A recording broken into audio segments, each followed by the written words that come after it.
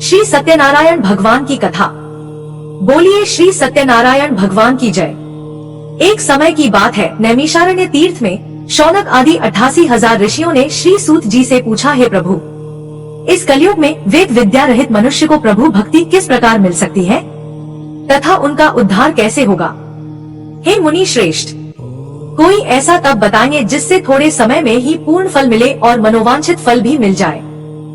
इस प्रकार की कथा सुनने की हम इच्छा रखते हैं। सर्व शास्त्रों के ज्ञाता श्री सूत जी बोले, हे वैष्णवों में पूज्य, आप सभी ने समस्त प्राणियों के हित की बात पूछी है, इसलिए मैं एक ऐसे श्रेष्ठ व्रत को आप सभी को बताऊंगा जिसे नारद जी ने लक्ष्मी नारायण जी से पूछा था और स्वयं लक्ष्मीपति ने मुनि श्रेष्ठ नारद जी से इस कथा को कहा था।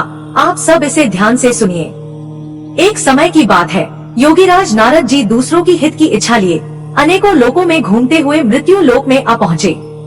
यहाँ उन्होंने अनेक योनियों में जन्मे प्रायः सभी मनुष्यों को अपने कर्मों द्वारा अनेकों दुखों से पीड़ित देखा।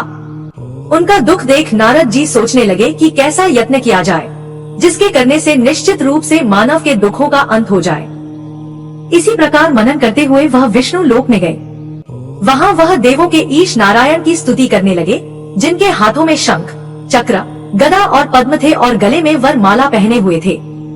स्तुति करते हुए नारद जी बोले, हे भगवान, आप अत्यंत शक्ति से संपन्न हैं, मन तथा वाणी भी आपको नहीं पा सकती। आपका आदि, मध्य तथा अंत नहीं है। निर्गुण स्वरूप सृष्टि के कारण भक्तों के दुख को दूर करने वाले हैं। आपको मेरा नमस्कार है। नारद जी की स्तुति सुनकर विष्णु भगवान बोले, हे मुनि श्रेष्ठ, आपके मन में क्या बात है? आप किस काम के लिए पधारे हैं? उसे निसंकोच कहिए। इस पर नारद मुनि बोले कि मृत्यु लोक में अनेक योनियों में जन्मे मनुष्य अपने कर्मों के द्वारा अनेकों दुख से दुखी हो रहे हैं। हे नाथ, आप मुझ पर दया रखते हैं तो बताइए कि वह मनुष्य थोड़े प्रयास से ही अपने दुखों से कैसे छुटकारा पा सकते हैं? तब भगवान श्री हरि बोले, हे नारद, मनुष्यों की भलाई के लिए तुमने बहुत अच्छी बात पूछी है, जिसके करने से मनुष्य मोह से छूट जाता है। वह बात मैं तुमसे कहता हूँ, उसे ध्यान पूर्वक सुनो। स्वर्ग लोक व मृत्यु लोक दोनों में एक दुर्लभ उत्तम व्रत है जो पुण्य देने वाला है।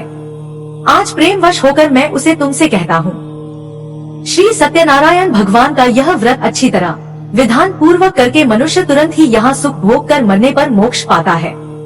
श्री हरि के वचन सुनकर नारद जी बोले, हे प्रभु, उस व्रत का फल क्या है और उसका विधान क्या है? यह व्रत किसने किया था? इस व्रत को किस दिन करना चाहिए? सभी कुछ विस्तार से बताइए। नारद जी की बात सुनकर श्री हरि बोले, दुख और शोक को दूर करने वाला, यह सभी स्थानों पर विजय दिलाने वाला है। मानव को भक्ति और श्रद्धा के साथ शाम को श्री सत्यनारायण भगवान की पूजा धर्मपरायण होकर ब्राह्मणों व बंधुओं के साथ करनी चाहिए। भक्ति भाव से ही नैवेद्य, केले का फल, घी, दूध और गेहूं का आटा सवाया ले। गेहूं के स्थान पर साठी का आटा, शक्कर तथा गुड़ लेकर और सभी भक्षण योग्य पदार्थों को मिलाकर भगवान का भोग लगाएं।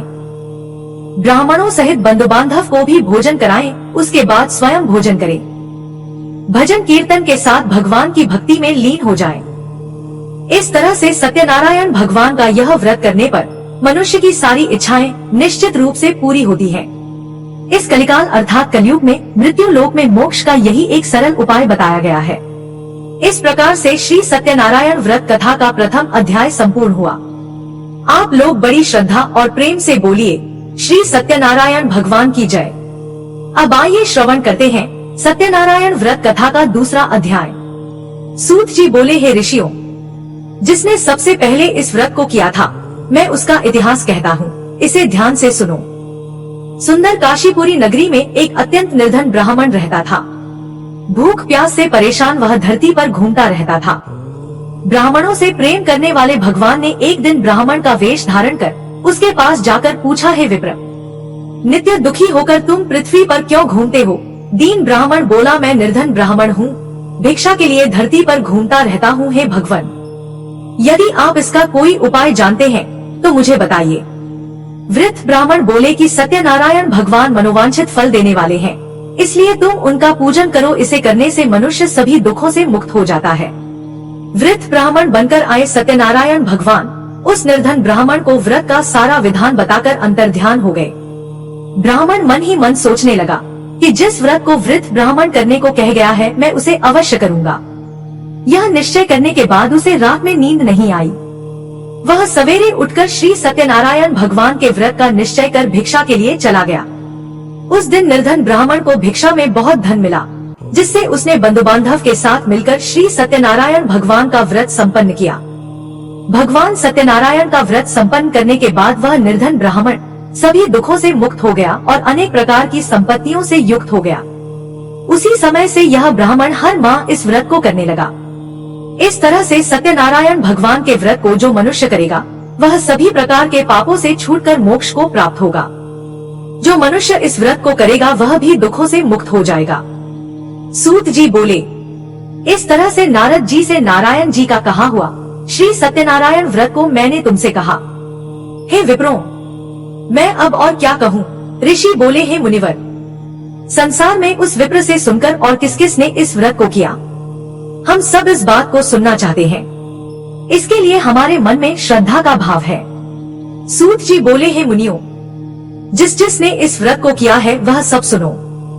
एक समय वही विप्र धन और ऐश्वर्य के अनुसार अपने बंधु बांधवों के साथ इस व्रत को करने को तैयार हुआ।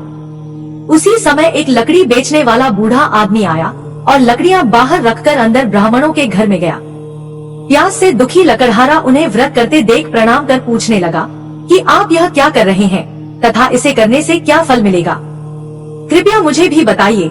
ब्राह्मण ने कहा कि हे राजन, सब मनोकामनाओं को पूरा करने वाला यह सत्यनारायण भगवान का व्रत है। इनकी कृपा से ही मेरे घर में धन धान्य आदि की वृद्धि हुई है। विप्र से सत्यनारायण व्रत के बारे में जानकर लकड़हारा बहुत प्रसन्न हुआ। चरणामृत लेकर वह प्रसाद खाने के बाद अपने घर गया। लकड़हारे ने अपने मन में संकल्प लिया कि आज लकड़ी बेचने से जो धन मिलेगा उसी से मैं श्री सत्यनारायण भगवान का उत्तम व्रत करूंगा। मन में इस विचार को लेकर बूढ़ा आदमी सिर पर लकड़ियां रखकर उस नगर में बेचने गया जहां धनी लोग ज्यादा रहते थे। उस नगर में उसे अपनी लकड़ियों का दाम पहले से 4 गुना अधिक मिला। बूढ़ा प्रसन्नता के साथ दाम लेकर केले, शक्कर, घी, दूध, दही और गेहूं का आटा लिया और सत्यनारायण भगवान के व्रत की अन्य सामग्रियां लेकर अपने घर गया। वहां उसने अपने बंधु बांधव को बुलाकर विधि विधान से सत्यनारायण भगवान का पूजन और व्रत किया। इस व्रत के प्रभाव से वह बूढ़ा लकड़हारा धन पुत्र आदि से युक्त होकर संसार के समस्त सुख भोग कर अंतकाल में वैकुंठ धाम चला गया। इसी प्रकार श्री सत्यनारायण व्रत कथा का दूसरा अध्याय संपूर्ण हुआ। आप लोग बड़े श्रद्धा और प्रेम से बोलिए, श्री सत्यनारायण भगवान की जय। अब आइए श्रवण करते हैं सत्यनारायण व्रत कथा का तीसरा अध्याय। सूत जी बोले, हे श्रेष्ठ मुनियों, अब आगे की कथा कहता हूँ, उसे ध्यान पूर्वक सुनिए। प्राचीन काल में उल्का मुख नाम का एक बुद्धिमान राजा था। वह सत्यवक्ता और जितेंद्रिय था। प्रतिदिन देव स्थानों पर जाता और निर्धनों को धन देकर उनके कष्ट दूर करता था। उसकी पत्नी कमल के समान मुख वाली तथा सती साध्वी थी। भद्रशलाला नदी के तट पर उन दोनों ने श्री सत्यनारायण भगवान का व्रत किया। उसी समय साधु नाम का एक वैश्य आया। उसके पास व्यापार करने के लिए बहुत सा धन भी था। राजा को व्रत करते देखकर वह विनय के साथ पूछने लगा, हे राजन, भक्ति भाव से पूर्ण होकर आप यह क्या कर रहे हैं? मैं सुनने की इच्छा रखता हूँ, इसलिए आप मुझे बताने का कष्ट करें। राजा बोला, हे साधु, अपने बंधु बांधव के साथ पुत्र आदि की प्राप्ति के लिए एक महाशक्तिशाली श्री सत्यनारायण भगवान का व्रत और पूजन कर रहा हूँ। राजा के वचन सुन साधु आदर से बोला, हे राजन, मुझसे इस व्रत का सारा विधान कहिए। आपके कथनानुसार मैं इस व्रत को करूंगा। मेरी भी संतान नहीं है और इस व्रत को करने से निश्चित रूप से मुझे संतान की प्राप्ति होगी। राजा से व्रत का सारा विधान सुनकर व्यापार से निवृत्त होकर वह अपने घर गया। साधु वैश्य ने अपनी पत्नी को संतान देने वाले इस व्रत का वर्णन कह सुनाया और कहा, जब मेरी संतान होगी तब मैं भी इस व्रत को अवश्य करूंगा। साधु ने इस तरह के वचन अपनी पत्नी लीलावती से कहे। एक दिन लीलावती पति के साथ आनंदित हो सांसारिक धर्म में प्रवृत्त होकर श्री सत्यनारायण भगवान की कृपा से गर्भवती हो गई। 10वें महीने में उसके गर्भ से एक सुंदर कन्या ने जन्म लिया। दिनों दिन वह ऐसे बढ़ने लगी जैसे शुक्ल पक्ष का चंद्रमा बढ़ता है। माता पिता ने अपनी कन्या का नाम कलावती रखा। एक दिन लीलावती ने मीठे शब्दों में अपने पति को याद दिलाया कि आपने सत्यनारायण भगवान के जिस व्रत को करने का संकल्प किया था उसे करने का समय आ गया है। साधु बोला, हे प्रिय, इस व्रत को मैं उसके विवाह पर करूंगा। इस प्रकार अपनी पत्नी को आश्वासन देकर वह नगर को चला गया। कुछ वर्षों के तत्पश्चात कलावती शादी के योग्य हो गई। साधु ने एक बार नगर में अपनी कन्या को सखियों के साथ देखा तो तुरंत ही पुरोहित को बुलाया और कहा, मेरी कन्या के लिए योग्य वर देख कर आओ। साधु की बात सुनकर पुरोहित कंचन नगर में पहुंचा और वहां देखभाल कर लड़की के लिए सुयोग्य वर ढूंढा। साधु ने बंधु बांधव को बुलाकर अपनी पुत्री का विवाह कर दिया, लेकिन दुर्भाग्य की बात यह थी कि साधु ने अभी भी श्री सत्यनारायण भगवान का व्रत नहीं किया। इस पर श्री सत्यनारायण भगवान क्रोधित हो गए और श्राप दिया कि साधु को अत्यधिक दुख मिले। अपने कार्य में कुशल साधु बनिया जमाई को लेकर समुद्र के पास स्थित रत्नापुर नगर में गया। वहां जाकर ससुर दामाद दोनों मिलकर चंद्रकेतु नामक राजा के नगर में व्यापार करने लगे। एक दिन भगवान श्री सत्यनारायण की माया से एक चोर राजा का धन चुराकर भाग रहा था। उसने राजा के सिपाहियों को अपना पीछा करते देख चुराया हुआ धन वहां रख दिया, जहां साधु अपने जमाई के साथ ठहरा हुआ था। राजा के सिपाहियों ने साधु वैश्य के पास राजा का धन पड़ा देखा तो ससुर जमाई दोनों को बांधकर प्रसन्नता से राजा के पास ले गए और कहा, महाराज, हम दोनों चोरों को पकड़ लाए हैं, आप आगे की कार्रवाई की आज्ञा दें। राजा की आज्ञा से उन दोनों को कारावास में डाल दिया गया और उनका सारा धन भी उनसे छीन लिया गया। श्री सत्यनारायण भगवान के श्राप से साधु की पत्नी भी बहुत दुखी हुई। घर में जो धन रखा था उसे चोर चुरा ले गए। शारीरिक तथा मानसिक पीड़ा व भूख प्यास से अति दुखी होकर कलावती एक ब्राह्मण के घर गई। वहां उसने श्री सत्यनारायण भगवान का व्रत होते देखा और कथा भी सुनी। वह प्रसाद ग्रहण कर रात को घर वापस आई। माता ने कलावती से पूछा, हे पुत्री, अब तक तुम कहाँ थी? तेरे मन में क्या है? कलावती ने अपनी माता से कहा, है माता, मैंने एक ब्राह्मण के घर में श्री सत्यनारायण भगवान का व्रत अनुष्ठान होते देखा है। कन्या के वचन सुनकर लीलावती भगवान के पूजन की तैयारी करने लगी। लीलावती ने परिवार व बंधुओं सहित सत्यनारायण भगवान का पूजन किया और उनसे वर मांगा कि हे प्रभु, मेरे पति तथा जमाई शीघ्र घर आ जाएं। साथ ही यह भी प्रार्थना की कि हम सबका अपराध भगवान क्षमा करें। श्री सत्यनारायण भगवान इस व्रत से संतुष्ट हो गए और राजा चंद्रकेतु को सपने में दर्शन देकर कहा, हे राजन, तुम उन दोनों वैश्य को छोड़ दो और तुमने उनका जो धन लिया है उसे भी वापस कर दो। अगर ऐसा नहीं किया तो मैं तुम्हारा धन, राज्य और संतान सभी को नष्ट कर दूंगा। राजा को यह सब कहकर सत्यनारायण भगवान अंतर्ध्यान हो गए। प्रातःकाल सभा में राजा ने अपना सपना सुनाया, फिर बोले, वणिक पुत्रों को कैद से मुक्त कर सभा में लाओ। दोनों ने आते ही राजा को प्रणाम किया। राजा अत्यंत मधुर वाणी में बोला, हे महानुभावों, दुर्भाग्य से ऐसा कठिन दुख तुम्हें प्राप्त हुआ है, लेकिन अब तुम्हें कोई भय नहीं है। ऐसा कहकर राजा ने उन दोनों को नए वस्त्र और आभूषण पहनाए और जितना धन उनका लिया था उससे दोगुना धन वापस कर दिया। दोनों वैश्य अपने घर को चल दिए। इस प्रकार से श्री सत्यनारायण व्रत कथा का तीसरा अध्याय यहीं पर संपूर्ण हुआ।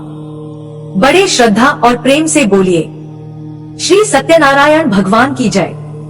आइए अब श्री सत्यनारायण भगवान की कथा का चौथा अध्याय सुनते हैं। सूत जी बोले, वैश्य ने मंगलाचार कर अपनी यात्रा आरंभ की और अपने नगर की ओर चल दिए। उनके थोड़ी दूर जाने के बाद एक दंडी वेशधारी श्री सत्यनारायण भगवान ने उनसे पूछा, हे साधु, तेरी नाव में क्या है? व्यापारी हंसता हुआ बोला, हे दंडी, आप क्यों पूछते हो? क्या धन लेने की इच्छा है?